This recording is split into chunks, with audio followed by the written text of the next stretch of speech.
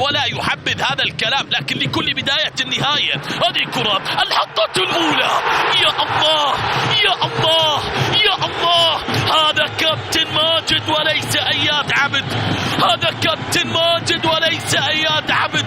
انظروا دققوا لاحظوا ركزوا كيف ارتفع عن الأرض وحرك قدميه وبعد ذلك أسكنها الشباك. نعم سادة الكرام، بحطة برتقالية، بضربة برتقالية، بتسجيل برتقالي، بهدف لأصحاب الدار. نعم يضغطون ويتنافسون من أجل الصدارة، حضروا ومن أجل المركز الأول تواجدوا. نعم انظروا إلى ارتقائه، إلى ضربته، إلى حطته، حرك قدميه مرتفعا.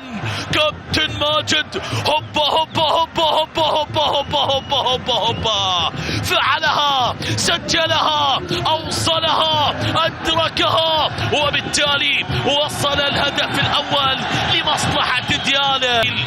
القلعة الصفراء وبقيادة الأوزبكي للحظ الذئب الأبيض من أجل التسجيل. الذئب الأبيض علقها علقها علقها علقها، أدركها، سجلها، عاد بهولير، رجع بهولير، عادل النتيجة بلقاء هذا اليوم. صارت 1-1، عادوا من هنالك، رجعوا.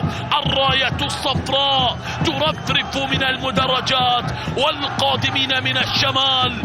نعم لا يريدون أن يبقوا متأخرين، بل عادوا ورجعوا، بل عادوا وتعادلوا. سجل من هنالك تيموروف تيموروف تيموروف تيموروف تيموروف، حط على يمين حارس المرمى وسام.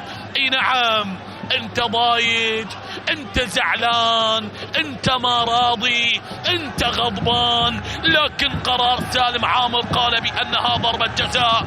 وهنالك تيموروف الذئب الأبيض، الذئب الأوزبكي، هداف الدوري، رجع بفريق أربيل، وصارت 1-1 بلقاء